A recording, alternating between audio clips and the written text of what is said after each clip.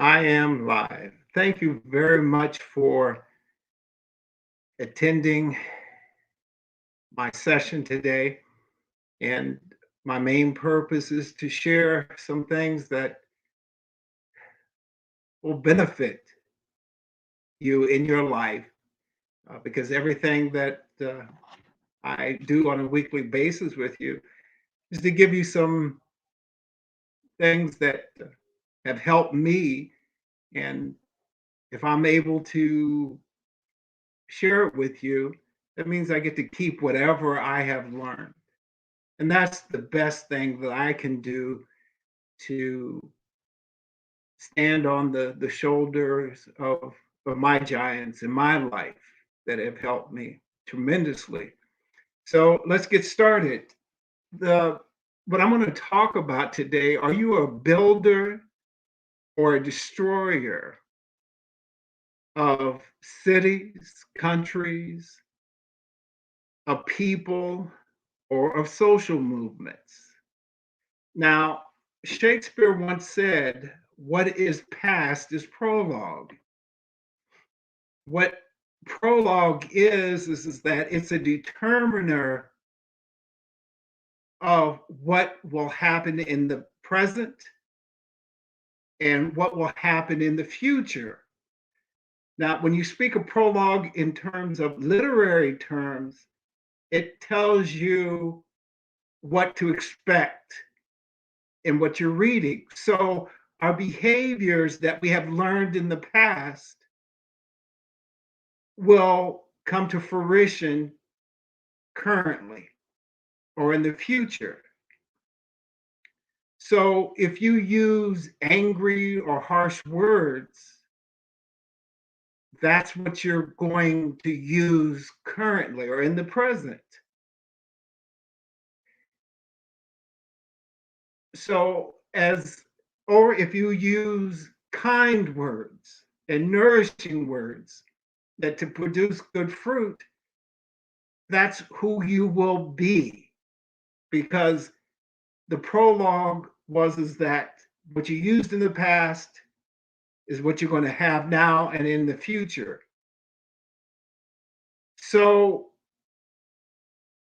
what you use in the past will help you create either individuals that are angry or individuals that are very kind to each other. It's up to you. So if you are an individual who uses angry words and you're upset all the time, or if you're fearful, you're a destroyer. If you use uplifting, motivating terms, I am special, I am strong, or you are special, you are strong, or you're a builder. So keep that in mind as you go along here. Now, back in the 60s and 70s, they had performed an experiment with plants. What and for those individuals out there that are about my age, 64, maybe a little younger, you might remember the experiments. They did it with plants. And what the scientists did is that they had two groups of plants. One group had a plant and they would talk to it, water it, and say nice things to it, and gave it enough air and sunshine and was kindly towards it. Okay. So, and they found with this experiment that the plants grew a lot more than what it was expected. Also, generationally, the seeds from those plants that were talked to nicely, the seeds from those plants produce the same type of plant that was talked to nicely. So it grew strong and it grew healthily And succeeding generations after that produced even more. They had and also they used to play very soothing music to that group. And so as a consequence, it produced strong, healthy, vibrant, green plants along with its offspring. The second group, people spoke to them in a harsh manner. They neglected it. They only watered it when it was needed. They uh, left it in the dark.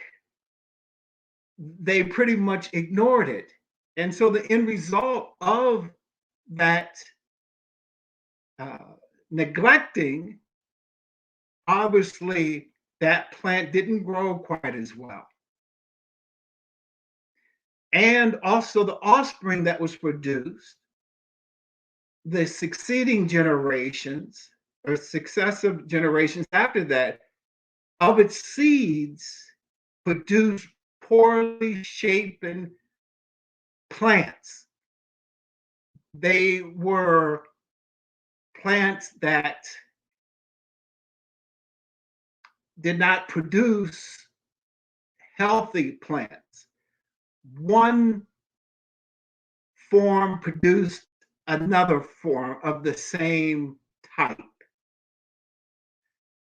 Now, so when we're dealing with human beings, you're going to have the exact same results. We all have what is called cell memory.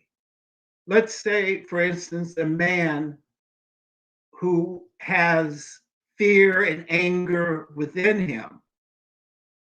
Well, within the sperm, the man will pass that cell memory to the woman to fertilize her egg. And the same with the woman. If the woman was fearful and angry and unsure, the cell memory produces that type of child. Now, of course, there's other factors in terms of environment that plays a big role. But if the environment doesn't change to a healthier environment,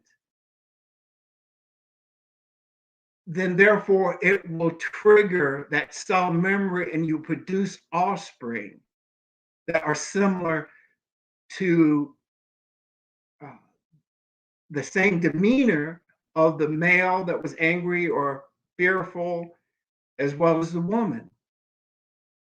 But if you were confident and brave, and you would say things, I am strong, I am powerful, I am loving, that cell memory picks that up because all of our words have vibrations, all of them. And so a positive vibration will go into that cell memory. And so what happens is that all the generations prior to us, it has been passed down through the genes from prehistoric times. We have what is called a reptilian mind, which is where we react, it's either fight or flight. When we feel endangered, well, those are from genes from thousands of years ago, and we will act accordingly. So those cell memories that we have affects us to this day. So we have to be very careful. If we want to short circuit those influences, we have to change the way we think, thereby changing our lives. It's as simple as that, but it can be done. Now, I'm going to be speaking in particular to the African African American community on this particular situation, but this applies to all people. In our community, we have two words that we seem to, especially in these present times, where we call it the N word, Nigg, you get the rest, or the B word, bit, you get the rest. Now, the N word, and most people feel that they can use these words with impunity. And what I mean by that, in other words, for those that use these words, feel that they will have no fear of negative consequences. They are, because those words bring up old cell memories from slavery times that affects us today. Give you an example. I was on the bus one day. There was a young teenage man or a young boy that was using the word constantly. Now, since I grew up during the 60s and 70s, we used to say to each other, my brother, my sister. Well, that's biblical. That's a more positive connotation. But this young man was continually using this word, and I said, my brother, please stop using the N word. And so he had some vulgarities to me, and he tried to jump up out of his seat and act like he was going to hurt me and this, that, and the other. But it shows you what that word has done to that young man. Negativity. Now, let me give you definition, the Webster Dictionary definition of the N word. It's the most offensive word that you can use. It's deeply insulting. The speaker wishes to cause great harm. I emphasize that again, great harm to someone. And the someone is ourselves and to others. We can't do that. Or use the B word, referring to women. It's calling a woman a female dog. A female dog. It's something that is malicious and it's something that is spiteful.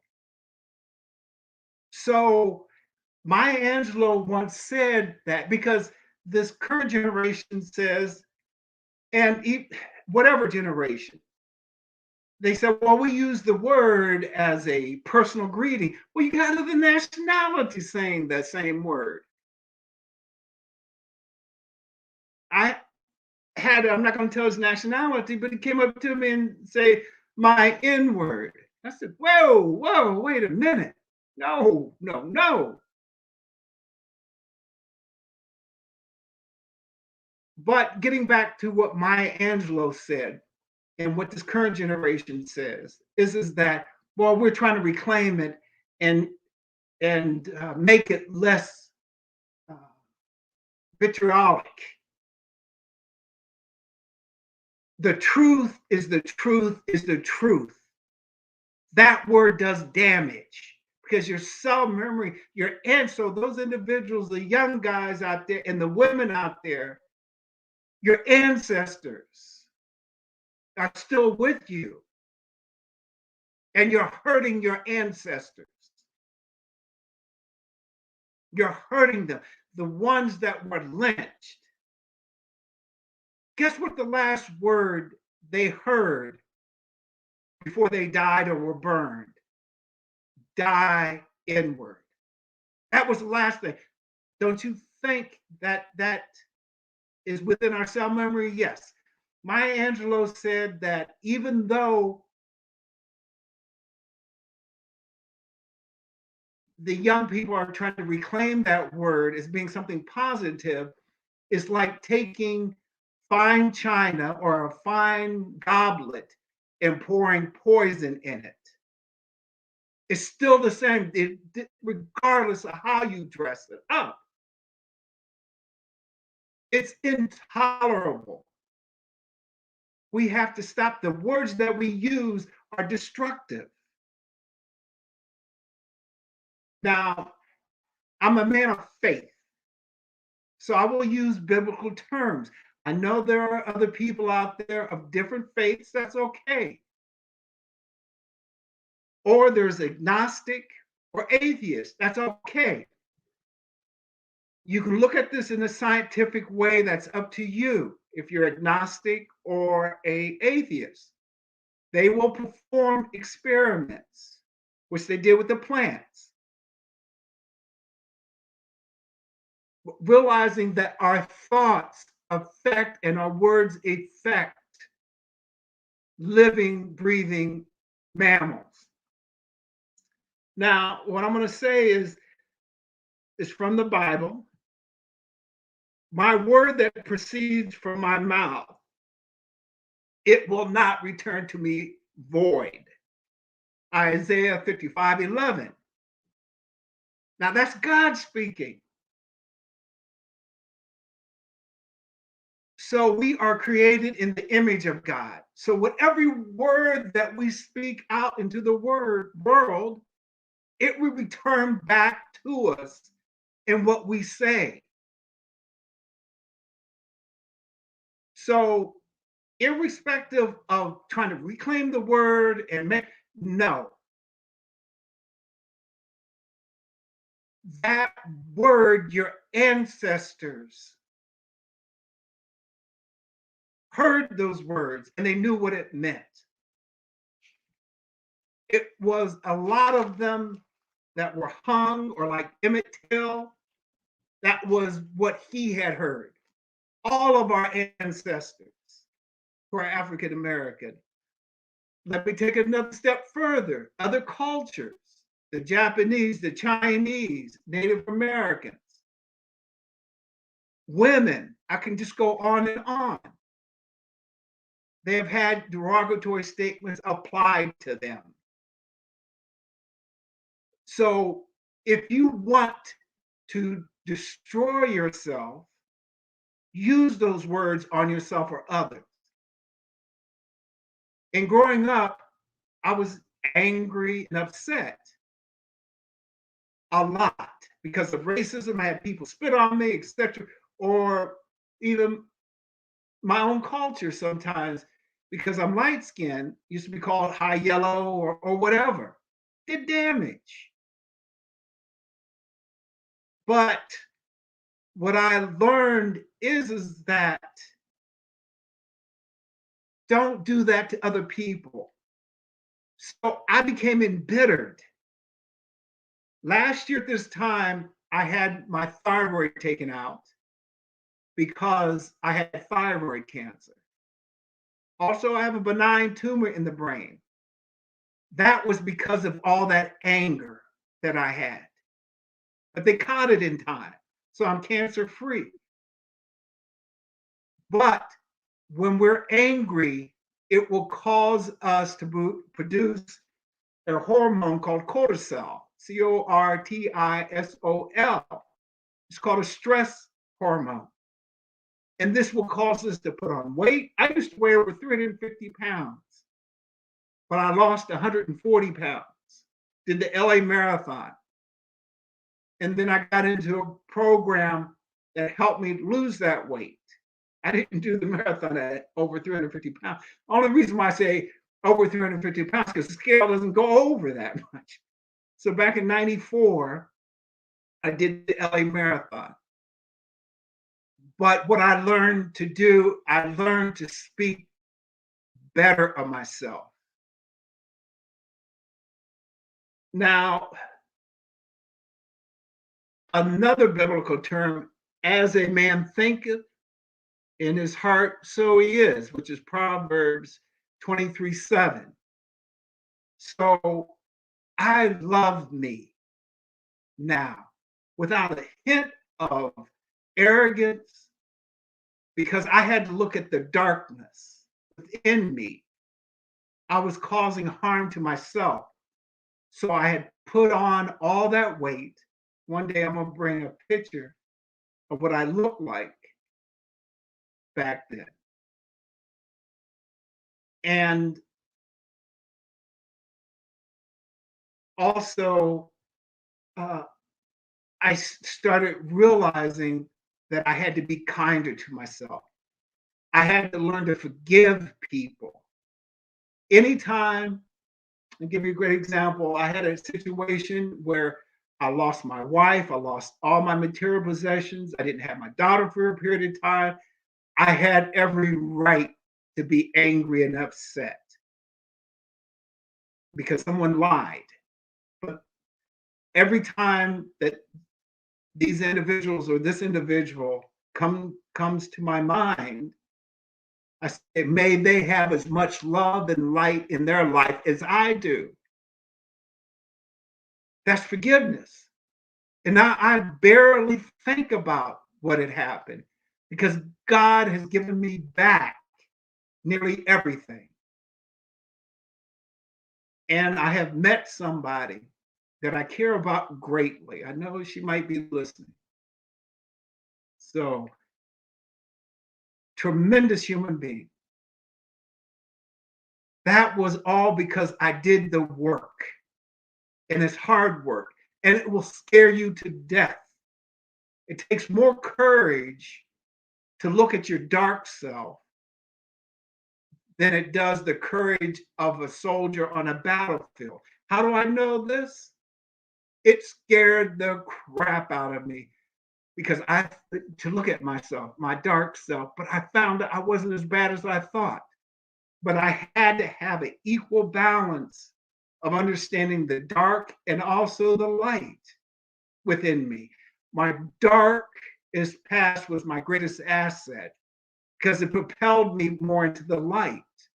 God loved me enough, He allowed me to lose all these things because I've gained 100-fold in some cases, but I've gained a ton of wisdom. That's why I'm doing these sessions so that I can share with you what I've learned.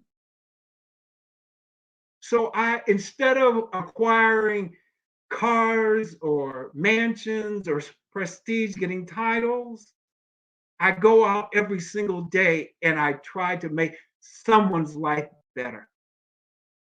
My life is not complete unless I said something kind to somebody. There was a young lady that I saw in Starbucks. I call it my office. She had beautiful black hair. Now, I wasn't trying to pick her up or anything or flirt with her or anything like that. But I said, I've never seen hair that black. It's really pretty. She said, oh, thank you, sir. I wouldn't have done that in the past because I would have felt intimidated. Have I been rejected by other people? Yes. They will ignore me, but 99% of the time, people I will say, oh, those are nice looking shoes, or you do a good job. That's how you heal yourself. I suggest that those that want to feel the joy that I feel, go to some of my posts. Just look up Thomas Sockwell on Facebook. The vast majority of the things I share with people are positive because the inner me is reflected outwardly. So my lady friend was asking, well, you're always positive. The reason why is because I am willing to be vulnerable to someone that I trust. And I do that all the time. So keep this in mind. Countries can be created because of the positive words that you use. The Declaration of Independence. So our country was created on what? Words. It's a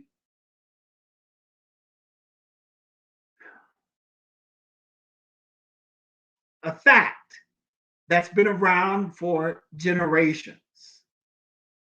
Three things: you have a thought, you have a feeling, and then you take action. There's no secret to that. So the words that you use can create countries or destroy them. Good example. Twice Germany was destroyed in World War One and World War Two. So the words that you use will either create or destroy countries.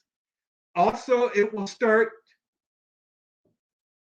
social movements back in the 60s and 70s. Martin Luther King, I have a dream.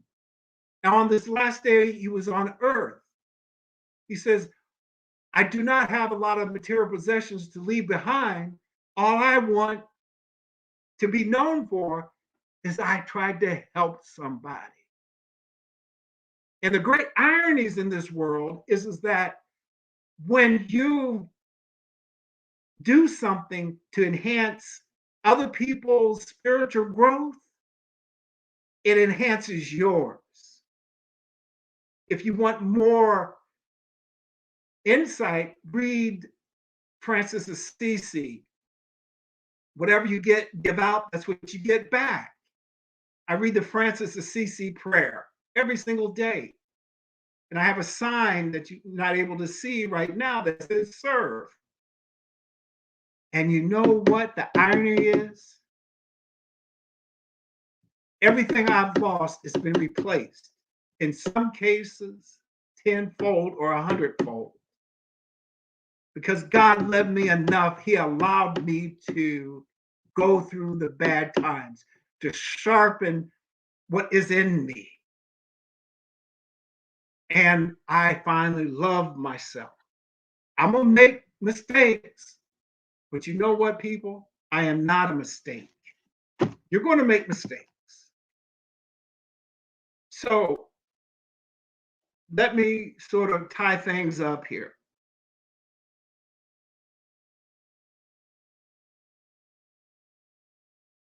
Remember the experiment with the plants. It's the same thing with human beings, how we treat other human beings and how we treat ourselves will last generations.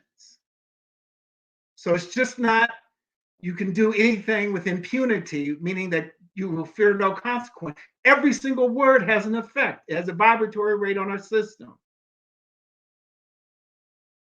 Don't forget about cell memory. Goes back long time.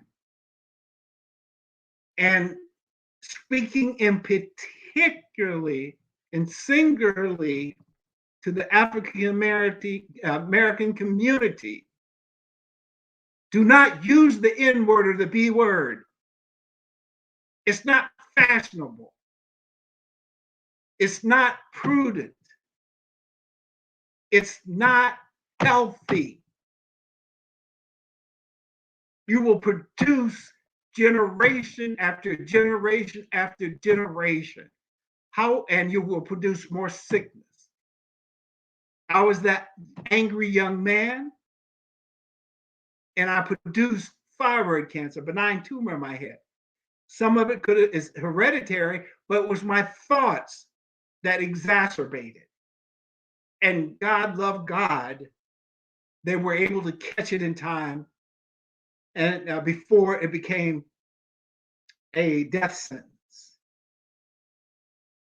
So I will conclude by asking you, are you a builder or are you a destroyer? It's up to you.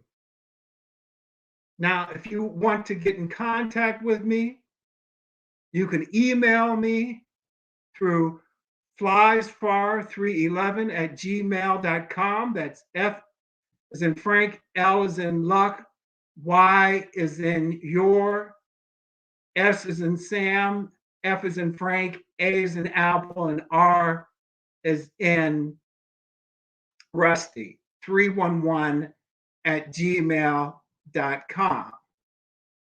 So, I would love to receive any comments that you have, or if there is anything that you would like to discuss more, I'd be more than happy to talk to you about it. So I also am a motivational speaker. Also, I am a Reiki master. Also, I teach Tibetan breathing, and also I'm an intuitive. So what I will do is leave you today. Are you a destroyer or are you a builder? May everyone have peace profound and God bless you. Have a good day.